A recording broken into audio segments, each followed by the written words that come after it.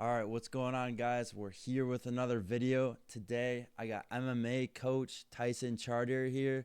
He's also owns the New England Cartel. So thank you so much for joining on. It's been what 3 years since we've talked actually. Yeah, it's been a few. How you doing, Jordan?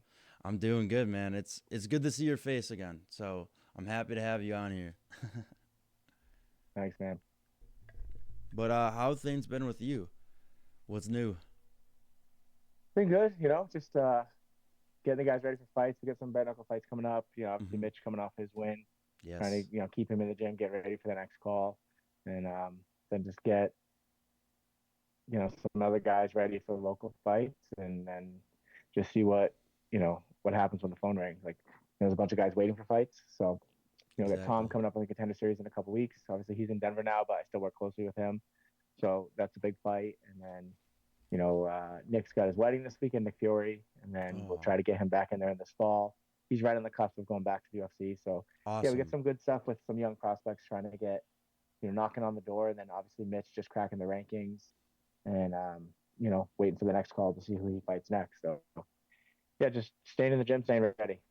That's awesome. Yeah, really good to hear. I love like I always try to, keep in touch like with you guys and pay attention to how you guys are doing obviously and you know, I'm glad to hear Nick is close to getting back cuz I've always thought about that for a while. That's been like a year and a half that I've thought like when are they going to hit him up again cuz like he needs to get back in there. Nick and Yeah, Mitch 6 wins too. since the UFC. Now he's 12-2, Mhm. all finishes. So yeah, he's fought some tough competition. The 6 wins in a row against people with winning records, and he's finished them all. So now, like I said, 12-2, 100% finish rate. I think when he went to the UFC, he was 6-0 with six first round finishes. Yes. Now Mhm. he's been able to, fight some tougher guys, deal with some adversity. I think, if he gets the call back, he'll be much more ready this time.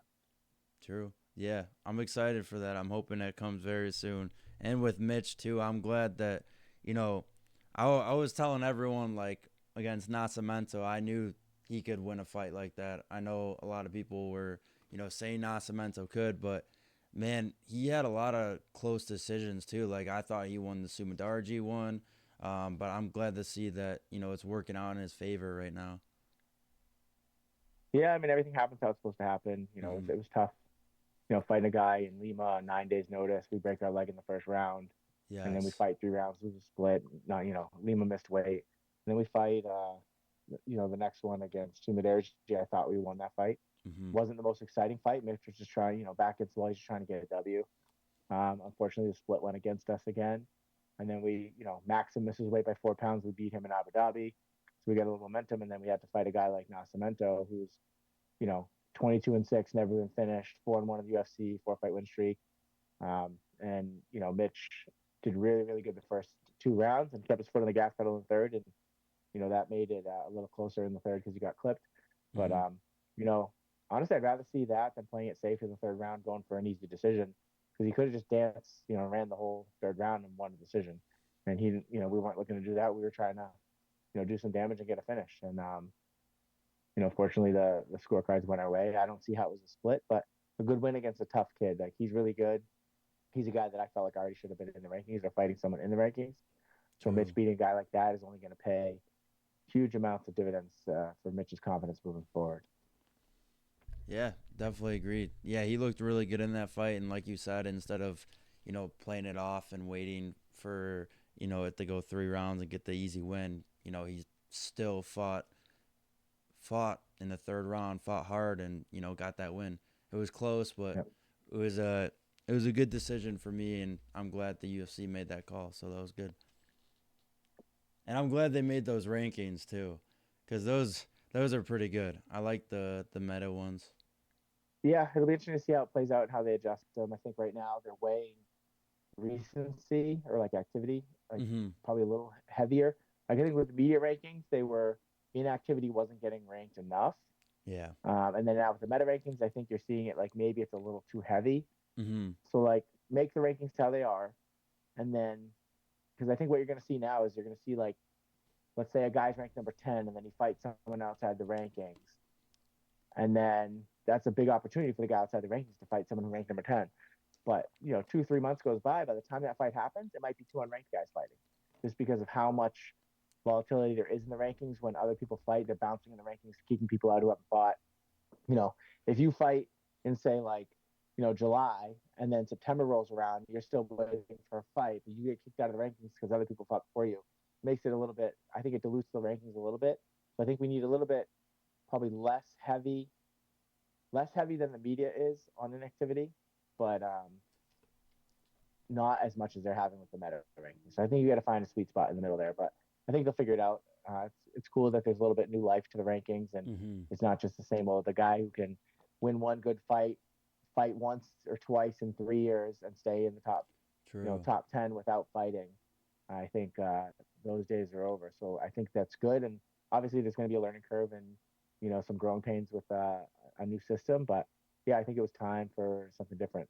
Yeah, I agree. It keeps everyone more active. Like they keep everyone that's active in those rankings, and it's good to see that because it's there's a lot of people, like for example with Mitch too. Like there's a lot of guys in the flyweight division before that was set that haven't fought in a while. So Yeah.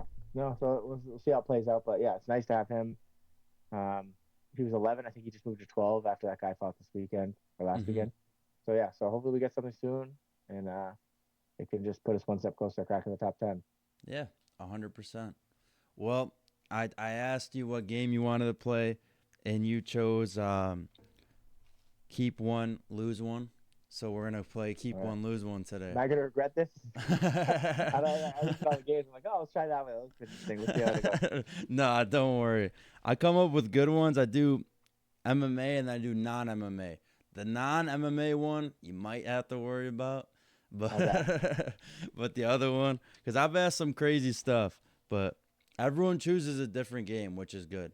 So it Nice. makes it a little easier for me. What do you want to start with? Is the question. I'm on you, man. Whatever. All right, we'll go with MMA first, and then we'll All right. save non. Okay, so we're gonna go for number one: power or speed. Speed. Okay. I'm gonna keep speed because you can't teach speed. You can obviously natural power. You can't teach that either, but Mm-hmm. you can teach people precision and timing, which can give you power. But speed, like, some people just have it and some people don't, and you can probably make people a little quicker, but like speed, it's just like height. You can't teach it. You know. Yeah, speed all day, man. Give me a fighter that has speed and then build some confidence around it, man. You're dangerous. Yeah, very true. Very true. Second one, submissions or KOs. Or I mean, me as a jiu-jitsu guy, I would say submissions is awesome. It's like, but I think though the world that we're in right now, it's you got to go with KOs. That gets you paid. That gets the audience excited. That gets you, more followers. That gets you sponsors. Like, I think in my career, I had 9 submissions and one KO, Dang. and then I think like one decision. And after the knockout, everybody's coming to me in the stands after, like asking for a picture. I'm like, dude, I just closed my eyes and swing as hard as I could and knocked the guy out. But all those other submissions were like set up. It was hard to get. I Uh-huh. thought those were more technical and a little harder to do. But yeah, people love the knockouts, man. And obviously in the UFC, knockouts get you paid. Knockouts get you bigger bonuses, and knockouts get you more of a fan base. So I think, yeah, you gotta go knockouts. Definitely. I do agree on that point, but you also think about like when the rare submissions are hit as well, because then more people pay attention to that. I have noticed like with a couple, so I remember there was a girl that hit a really random submission that she said she found off of TikTok, which was funny in the UFC, and it worked, and like that obviously got her a lot of followers, but like I've seen people hit like Americana stuff like that, and that will get some pop. So that's been happening for I don't know that I've seen in the last year. It's gotten a little better. So, Yeah, I think that the fan base is getting more educated as hmm long as you're going for the finish. And I think that the UFC is rewarding finishes with the bonuses now. hmm Like any finish gets a 25K bonus. So yep, yeah, I mean, man, go for any finish you can get, but like the crowd's gonna love a knockout. true, very true. And one to start off the card. If they get a knockout right away to start off the card, that gets everyone ready for the next 10 Yeah. fights. Yep. All right, third one. I might know the answer to this one, but Contender Series or the Ultimate Fighter? I'm gonna say Contender Series because the Ultimate Fighter, you're probably fighting a tougher guy than you would on the Contender Series, and you have to win 2 fights just to get to the finale, Mm-hmm. and then you have to basically have a Contender Series fight on the finale. You get a win and you're in type thing, and you're not getting paid in the house on the Ultimate Fighter. You're getting like a stipend every week. While the Contender Series, you're getting paid 5 and 5. So Mm-hmm. you're gonna fight probably a lower level guy. You don't have to be, and you get to fight I'll say like there's exceptions, but you generally get probably fight a lower level guy on the Contender Series. You're gonna get paid 5 and 5. You're gonna get a full camp, and you're gonna have your coaches. The True. Ultimate Fighter, you stay in a house for 6 weeks, which is awkward. So it's like a different element. There's a different dynamic to it. You don't have your coaches.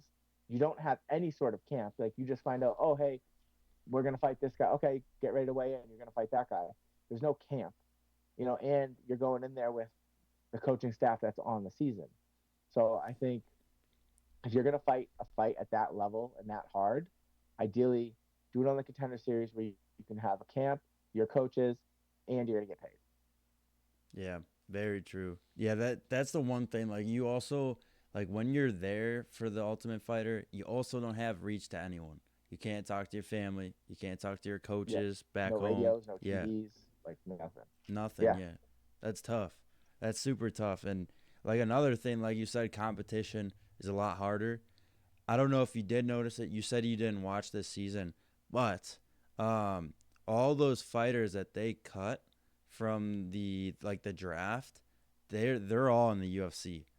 All Yeah. four of those guys, and I don't know if like Daniel Cormier and Bisping There's been. thought like, hmm, like are these guys better than the competition we have right now? Because when you think about it, both of those guys that got cut that didn't make the roster for the Ultimate Fighter, they're 1-0 in the UFC right now, both of them. So Yeah. it's something to say. Did they think that they were a better competition than the fighters that are in tough right now?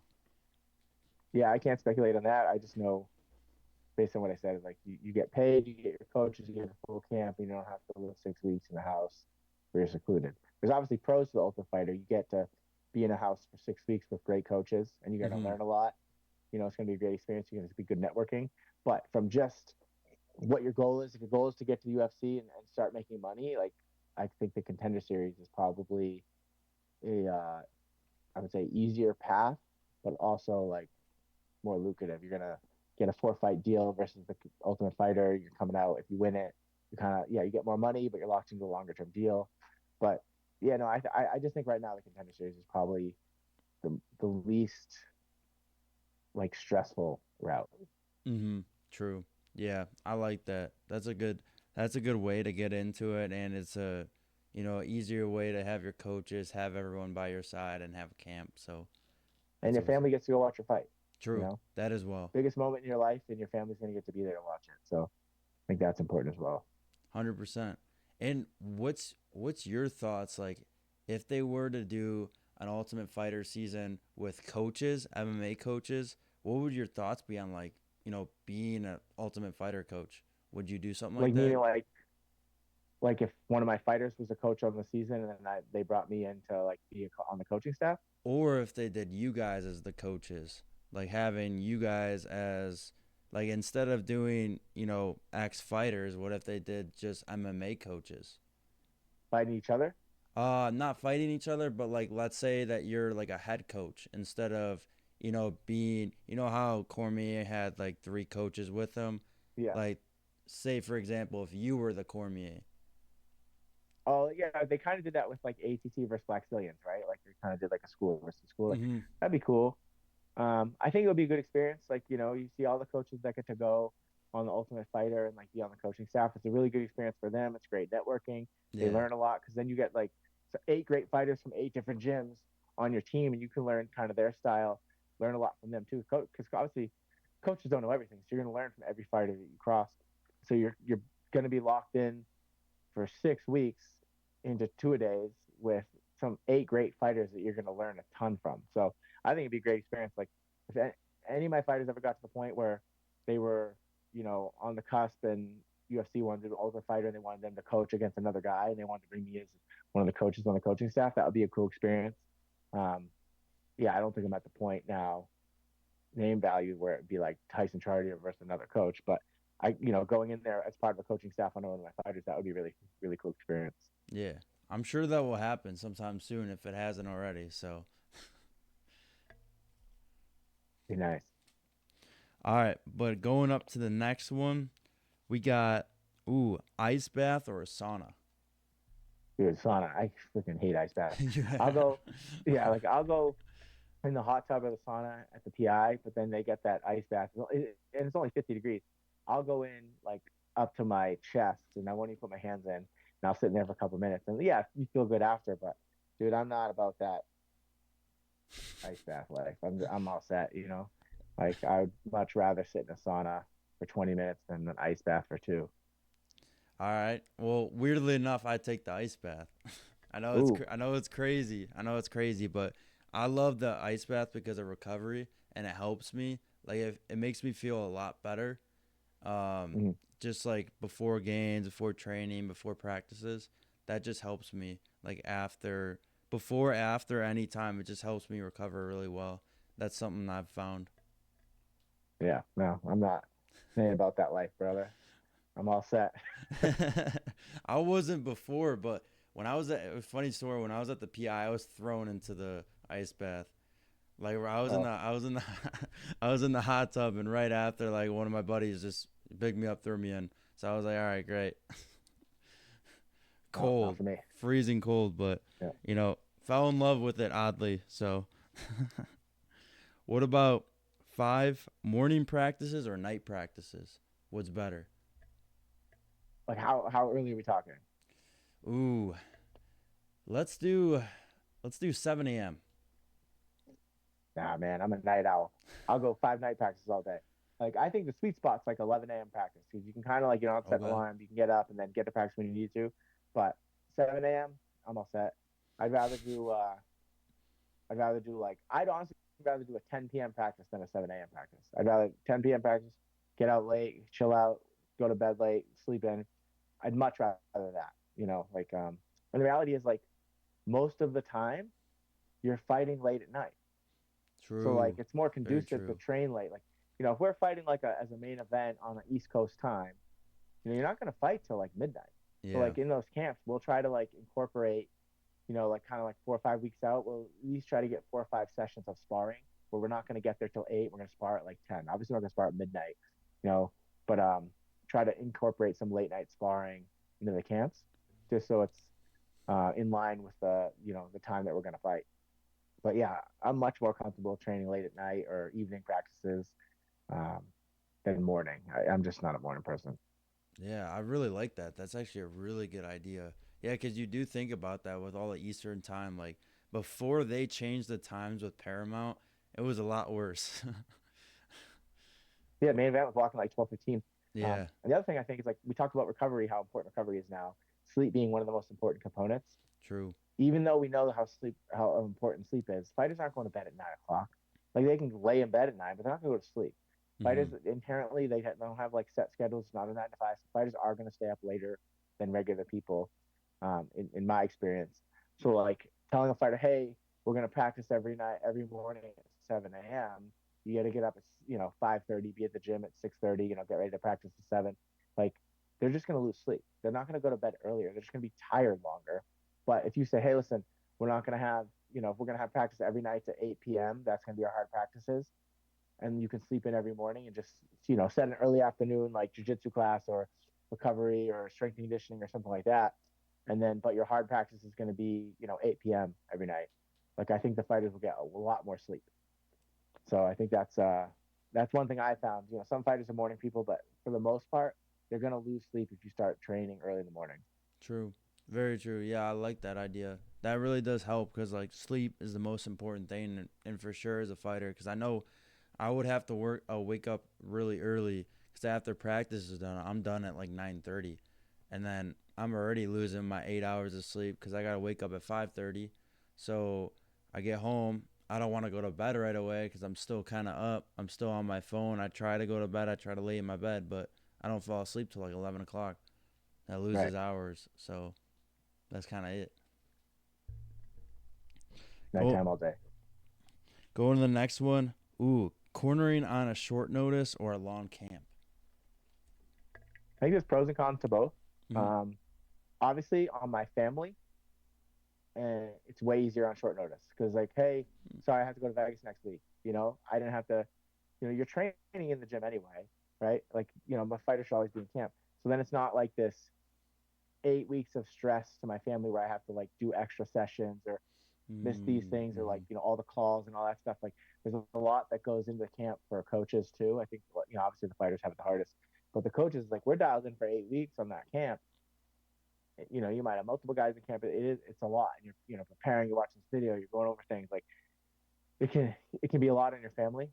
So having a short camp and not having to go through it, like getting the same result, like meaning like you're in UFC, you're gonna go out and you're gonna fight as hard as you can fight, you're gonna plan as much as you can plan, but you didn't have to do 8 to 10 weeks of worth of work. It's like way less taxing on my family, Mm-hmm.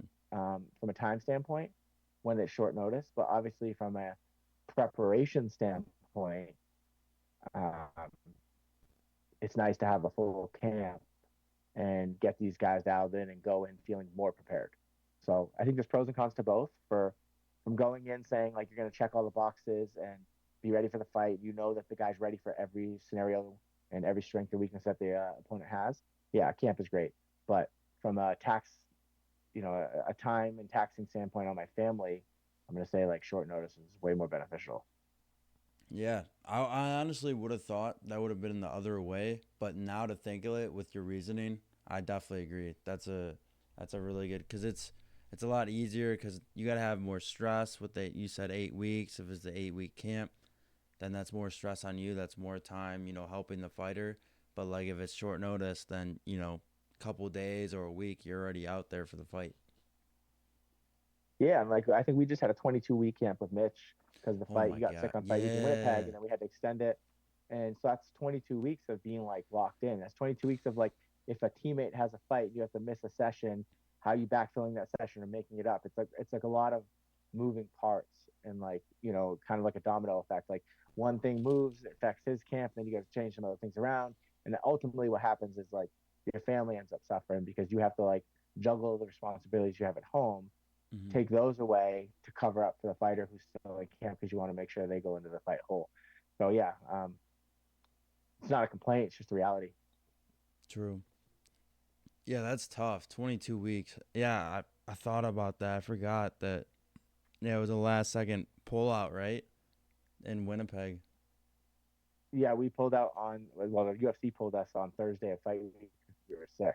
Oh So we yeah. did like a 10-week camp or a 12-week camp to get to Winnipeg, and then got sick, pulled out, they rescheduled it for 2 months out, and then we just stayed in camp. So it was an extra, another 10 weeks of camp or eight weeks that we had. So it ended up being a total of 22 weeks, Damn. um, that we had to do. So I'm glad they rescheduled it. That's what I'm very happy with because usually they don't reschedule some of those yeah, fights, and I'm we were pretty pumped that Nascimento was like willing to keep the fight and nice. that UFC put it together. So Yeah, yeah, we're grateful for that. that's awesome. I'm glad they did that. Next one, Muay Thai or boxing? Which one? And they both have their spots, but I'm gonna say boxing Okay. just because, yeah, I don't know. I just feel like the best base, in my opinion, for MMA is if like you have crisp boxing. Because here's the thing, in boxing, like you can have great defense and be like a great fighter. In Muay Thai, you're getting hit a ton. Like Mm-hmm. it's that in my experience, the guys that come in with really good boxing are harder to hit, but the guys that come in with really good Muay Thai, they're almost willing to take one to give one. And in MMA, it's like, especially with calf kicks now, like it's just kind of a slippery slope. So like, I feel like my experience is when I take guys that have a good boxing base, I can teach them knees and elbows, and not me, I'm their Muay Thai coach, but we can get them used to knees and elbows and get them functioning more with, as a complete striker in MMA. But taking the guys that do Muay Thai and then getting them comfortable when a guy just like, comes forward and boxes them but won't clinch and doesn't stay at kicking range, they seem like they struggle more. So, in my opinion, I like to take boxing like a boxing wrestling base and teach them some jiu-jitsu submission like defense, Mm-hmm. and then that's kind of like a good background for like getting really good at MMA. So I think, yeah, I'm gonna say boxing. I think I don't think there's a bet if you haven't Muay Thai, that's great too. But I think it's easier to teach good boxers knees and elbows than it is to teach Muay Thai guys like clean boxing and boxing defense because they want everything kind of at their range and that's just my opinion. But I could True. probably be talked into something else. Yeah. I would. That's tough for me because like one of my favorite things to do in an MMA fight is leg kick. That's my favorite thing. I Yeah. just love throwing leg kicks. That's and knees. That's one of my favorite things. But I do love the boxing and the clinching. So But what is easier to get good at? You think? Like, do you boxing. have any sort? I think. I see. I think you could take a wrestler, bring him in, and say, "Hey, I Mhm, just want you to kick this guy in the leg," and he could probably be good at it in two classes, right? true. Because you're just gonna start chewing up the leg and then shoot takedowns, right? And the guy's gonna be worried about the takedowns, so you're gonna kick him in the leg. But if you bring in a Muay Thai guy and say, "Hey, I just need you to use your hands," he's gonna be like, "Oh, I'm not comfortable." I'm not comfortable. Or taking a wrestler and I just want you to use your hands. Like it's like he's not gonna be super comfortable in the hands because he's not comfortable with that range. He's worried about getting hit. But like, let him kick a leg. It's easy to do that. Like it's not, and obviously like there's technique involved, but like you can come in on your second day of sparring and probably land a good amount of leg kicks, True. right? Yeah. But like landing some clean jabs in the fire takes a lot more like time and training to get used to. Like you're not bringing in wrestlers and on their first day watching them put their chin down, come forward and start landing jabs, but they're True. gonna land some leg kicks on that first time. So I think like give me the boxer base and we can teach them the kicks and stuff like that and get them more comfortable, and then ultimately they'll be more well rounded, faster than the Very true. Muay Thai guy would be in a boxing match.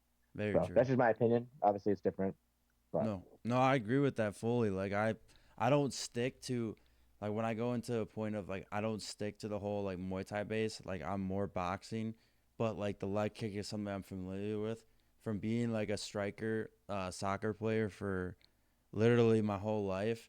Having power and accuracy in a shot is like the main thing of a striker, and having super power on when you're finishing a shot. So like having that power in a leg kick, it just helped me a lot. So that's the one thing I like. I know someone can learn like leg kicks easier, but it's like the power it brings for like someone who's been practicing that for their whole life is, pretty great. Pretty great for me. So yeah, I like it.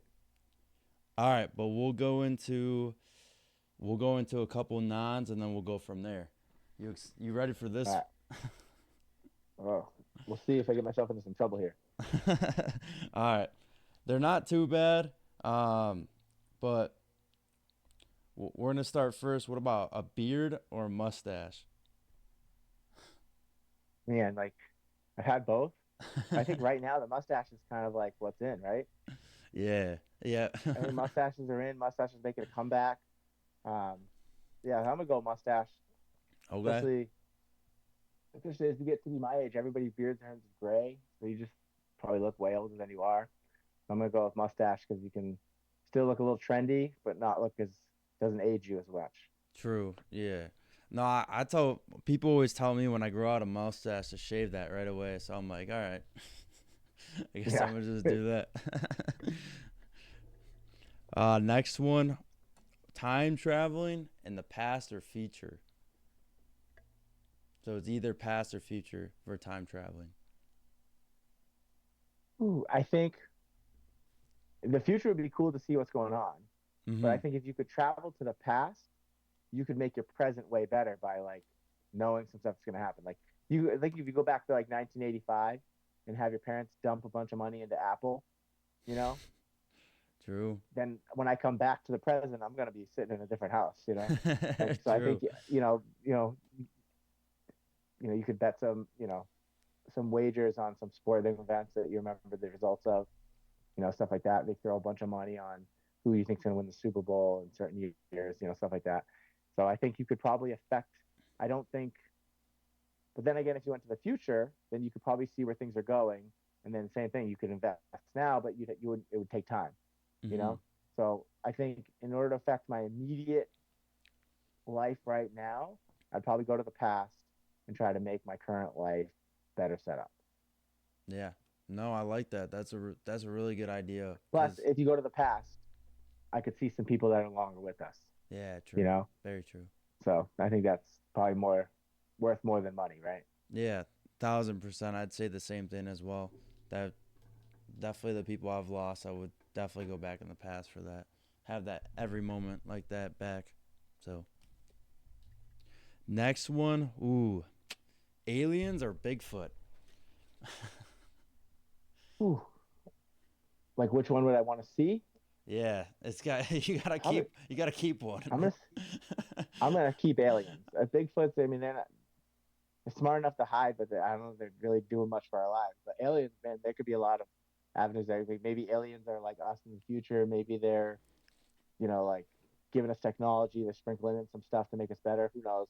But I don't think Bigfoot. Like if we learned Bigfoot was real, how much would that really impact our life? Yeah, no. It'd be like, oh, cool, we saw another big monkey like in the woods, like it's real. Like it wouldn't change it, you know. But Yeah, like if we realize, more about aliens, like there's a lot of like opportunity for growth or like maybe war, but like there'd be some sort of impact on aliens, and I think it'd be a lot more interesting, maybe a little bit more scary, but yeah, it true. could benefit us in a more positive way than Bigfoot could. Yeah, no, that's a good way to think that. Yeah, the one thing that would scare me is how they would be against us and what they're thinking. Yeah, or like viruses or different That sicknesses too. they could give us that they could probably cure all ours, but we can't cure theirs. So that would be a little sketchy. We'll go. We'll go a couple more, two more here. We're gonna Yeah, go 80s or 90s. Which one's better?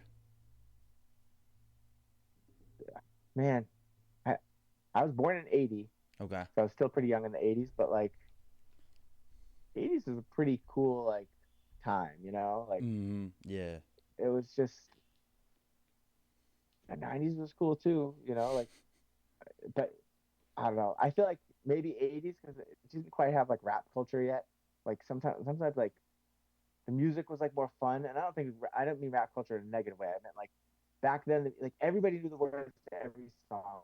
There was like less, there was like less CDs and CDs weren't out yet, so it's like you listen to what was on the radio or records. My dad had records and stuff like that.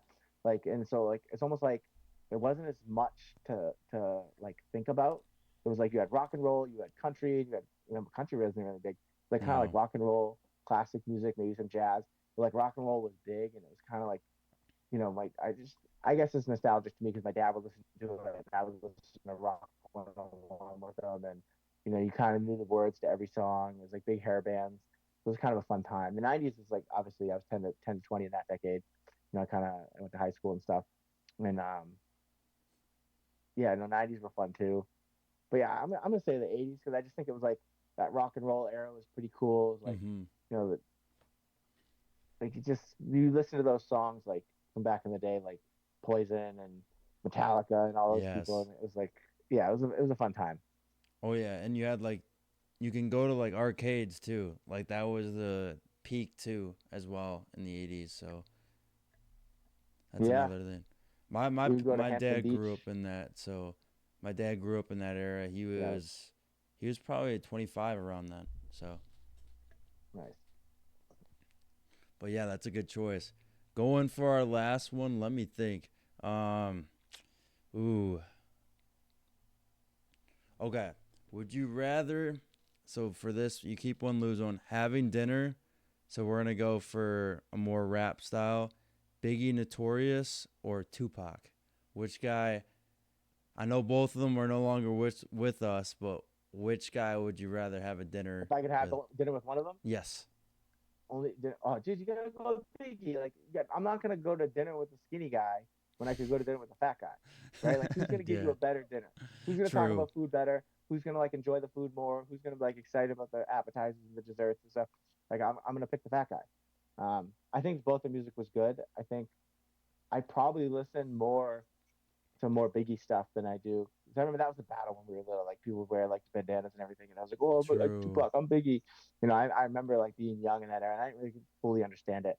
But like, yeah, Biggie, I like a lot of his music a little bit better. I think if I find myself listening to either one of their songs, it's usually Biggie.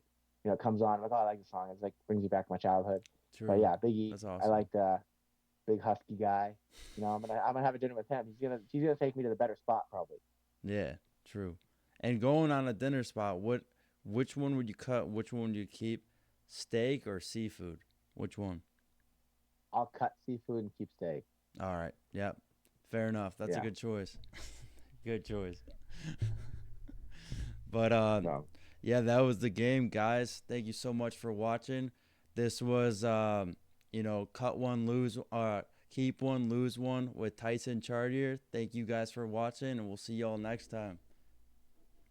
thanks, brother.